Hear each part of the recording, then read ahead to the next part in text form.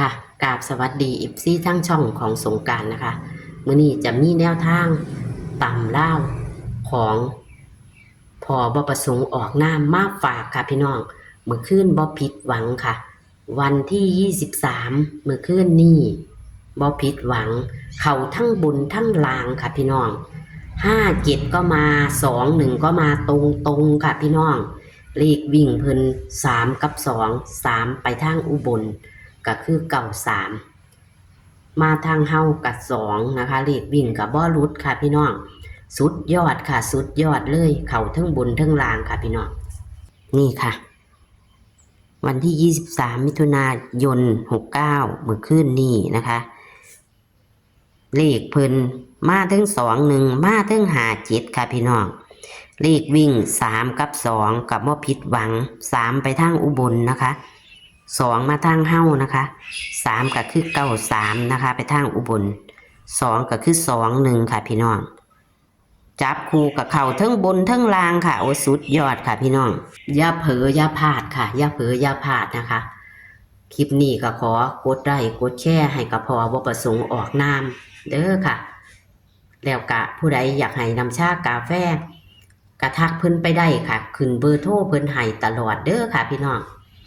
ช่องของพอบ่ประสงค์ออกนามนี่จะเอาเบอร์โทรของเพิ่นช่องเซียนไซว่านคือกันนะคะแล้วก็เซียนผาสุกคือกันค่ะจะเอาเบอร์เพิ่นขึ้นให้เด้อค่ะเอาคลิปนี้เฮาก็ไปเบิ่งเลยค่ะว่ามื้อนี้วันที่24มิถุนายน69จะเป็นตัวใดเฮาไปรับชมรับฟังกันได้เลยค่ะ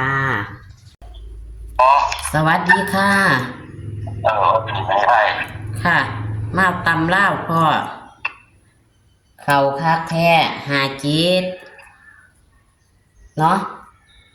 เจอกับ21อันนี้21บ่มี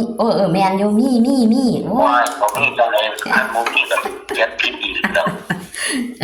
มีค่ะมีโอ้ยเขาทั้งบนทั้งล่างตัวนี้ตาจังได๋จังบ่เห็นแม่นค่ะเพิ่งจะเบิ่งล่ะพ่อได้บ่ทันได้เบิ่งอันเบิดสุดตัวแม่นเข้า21เข้า57โอ้สุดยอดค่ะ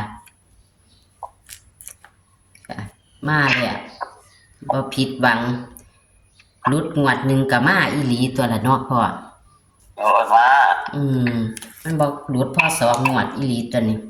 บ่รุดพ่อ2มื้ออีหลีตัวนี้สุดยอดแล้วค่ะพี่น้องเอ้ยผู้ใดได้น้ำพอนะคะอยากให้นำชากาแฟกระทักพอไปได้เด้อค่ะพี่น้องเพราะว่าขึ้นเบอร์โทรพอให้อยู่แล้วเด้อค่ะขึ้นเบอร์โทรให้อยู่แล้วก็เป็นกำลังใจให้พอในเด้อค่ะพี่น้องFCก็ได้หน่อยกะบ่ว่าเนาะพ่อได้หลายกับบ่ว่าเนาะให้หน่อยให้หลายกับบ่ว่าเท่านั้นแล้วขอแต่ว่ามีน้ำจิตน้ำใจเนาะค่ะสมุดปากกานะค่ะมีอันแล้วเนาะค่ะก็เดินดีอยู่ได้ล่ะของพอนี่ค่ะแบบคันมันเนี่ยเอาทั้งว่าทั้งบนทั้งล่างมันเกียร์คันเข้าบนล่างคือว่านั่นล่ะบนล่างและหรือจะไปทางอุบลหมู่นั่นเนาะมันจะไปอุบลเทียกับไปอุบลพอผิดหวังพ่อมาหลีกได้ตารางเฮาบ้านนี้ได้ตารางมันมีที่ดีมี1มี8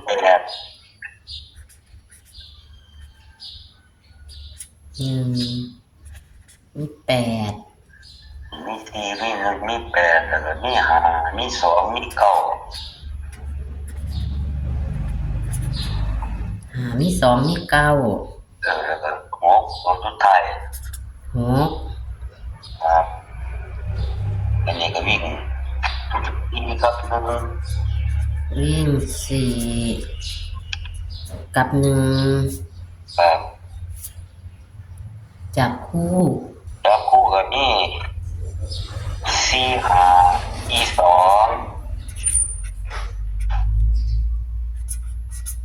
42 46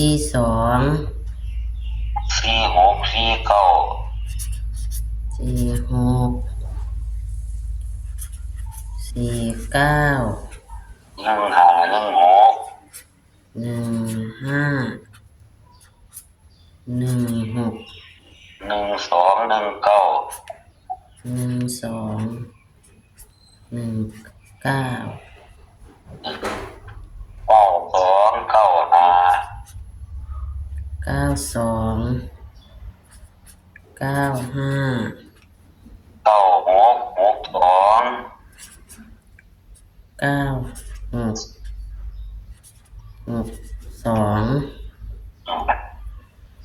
12 หางเหมือนเดิม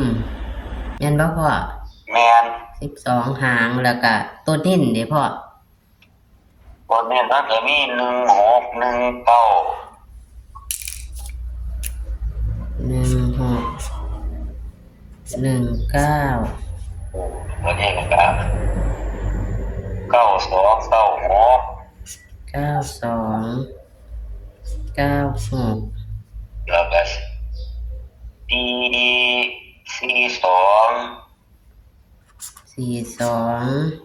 แล้วก็46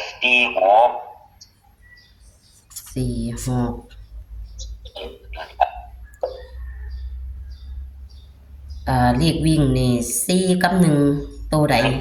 นู่นมี4 เน้น4ค่ะ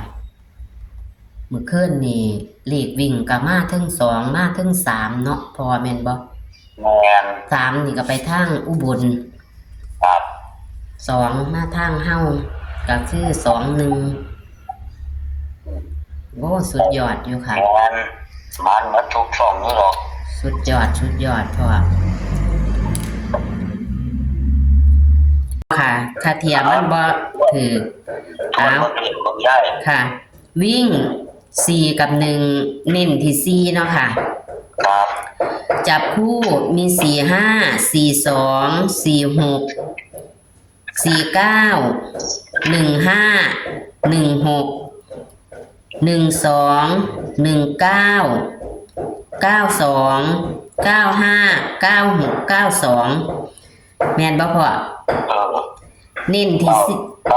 95 96 62 ค่ะ62เนาะหนูเว้าถือหนูพ่อผิดบางหันหนูก็ได้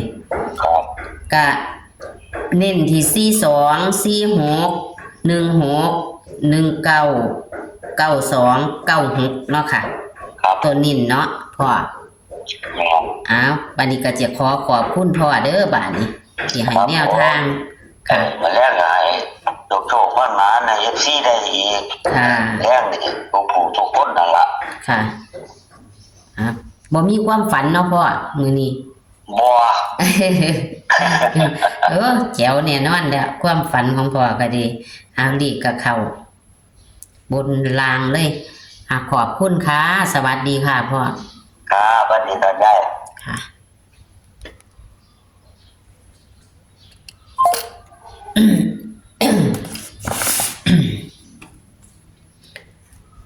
ตัวเลขแนวทางพอบ่ประสงค์ออกน้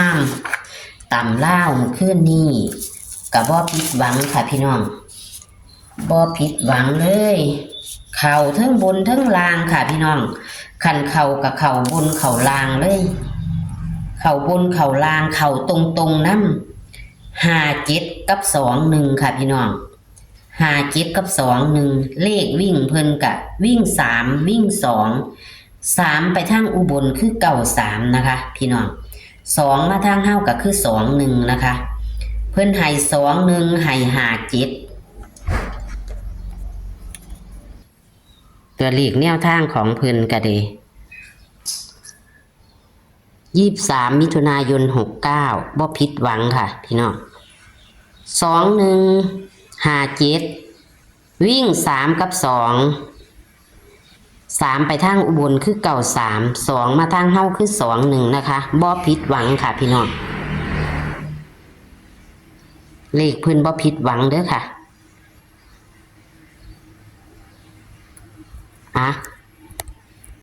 วันที่24มิถุนายน69ตำล่าววันพุธนี้ค่ะพี่น้อง มาเบิ่งกันค่ะ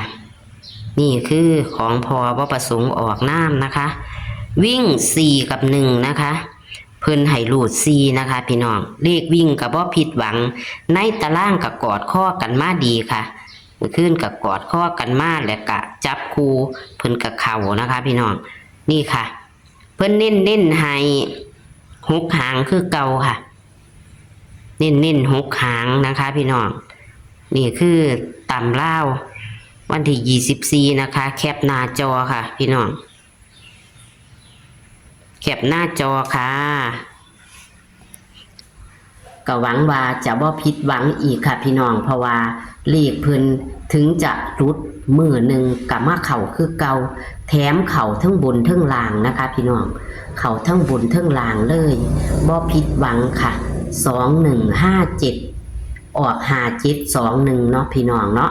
ทางเฮ้าทางอุบล93กะเลขวิ่งเพิ่นไปทางอุบลนะคะอ้าวคลิปนี้กะ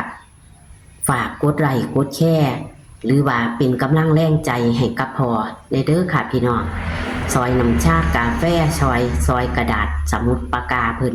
ในเด้อขันผู้ใดๆนำค่ะอ้าวคลิปนี้กะฝากเป็นแนวทางต่ำเล่าวันที่24มิถุนายน69โชคๆหมานๆค่ะสวัสดีค่ะ